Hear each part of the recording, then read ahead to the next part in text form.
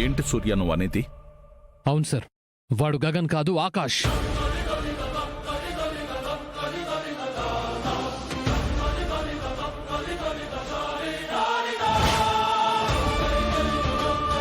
ఏం మాట్లాడుతున్నావు నువ్వు?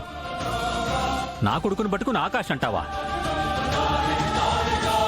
ఇన్ని రోజులు వాణ్ణి ఎలా ఇబ్బంది పెట్టాలి, ఎలా అరెస్ట్ చేయాలి, ఎలా చంపాలి అని చూసిన మీరు ఇప్పుడు ఏమీ చేయలేక కొత్త నాటకం మొదలు పెట్టారా? కొత్త నాటకం ఏంటి కేపీ? అసలు అబద్ధం చెప్పాల్సిన అవసరం సూర్యకేముంది? మీరు ఏం చెప్పినా నేను విన్ను. వాడు ఖచ్చితంగా నా కొడుకే, అది నాకు బాగా తెలుసు.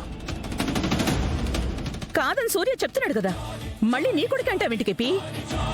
కన్నవాణ్ణి నేను, వాడెవడో నాకు తెలుసా? చూసిన మీకు తెలుసా? నన్ను మభ్యపెట్టాలని చూడకండి. నా కొడుకు చచ్చిపోలేదు, బతికే ఉన్నాడు. మీరు అరెస్ట్ చేసింది, తర్వాత బయటికి వచ్చింది నా కొడుకు గగనే.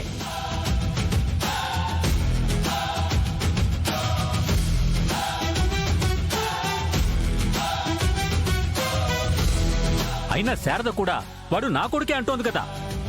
తల్లిగా తనకు తెలీదా తన కొడుకో కాదో? అసలు మీరంతా ఎవరు తన గగన్ కాదనడానికి? ఏంటండి మీరు? సూర్య గారు చెప్తున్నారు కదా, తనకెలా తెలిసిందో ఏంటో. ఆయనైతే ఖచ్చితంగా ఆకాష్ అనే చెప్తున్నారు కదా, తన మాటని మనం ఎందుకు నమ్మకూడదు? మీరా, నీకేం తెలీదు, నువ్వు మాట్లాడకు. కేపీ, నా చెల్లి మీద అరవక్కు. ఇక్కడ మనం వాస్తవాలు మాట్లాడుకోవాలి, భావోద్వేగాలు కాదు. వాస్తవాలే మాట్లాడుకుందాం మావయ్య. తను ఖచ్చితంగా ఆకాష్ కాదు. అసలు ఆకాష్ ఎవరో కూడా మనకు తెలీదు. అన్నయ్య ప్రత్యక్షంగా మన కళ్ళ ముందుకే వచ్చి మనతో వరుసలు కలిపి ప్రేమగా ఉంటున్నాడు మావయ్య. ఇవన్నీ చేస్తున్నాడంటే తను అన్నయ్యే కదా. కొత్తగా వచ్చిన వ్యక్తికి ఇవన్నీ ఎలా తెలుస్తాయి? లేదు మావయ్య, అన్నయ్య కళ్ళల్లో నేను చూశాను. అది నా అన్న గగన్ అన్నయ్య. జరీ, నువ్వు కాసేపుండు. సూర్య, నువ్వు చెప్పు. అసలు వాడు గగన్ కాదు ఆకాష్ అని నీకు అనుమానం ఎలా వచ్చింది? అనుమానం రావడం ఏంటి సార్?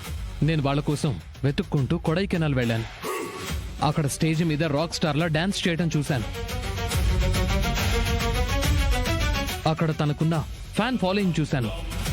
గత 10 ఏళ్లుగా తను అక్కడే ఉంటున్నాడని ఎంక్వైరీ చేశాను. అన్ని ఆధారాలు సేకరించిన తర్వాతే చెప్తున్నాను సార్, తను ఆకాష్.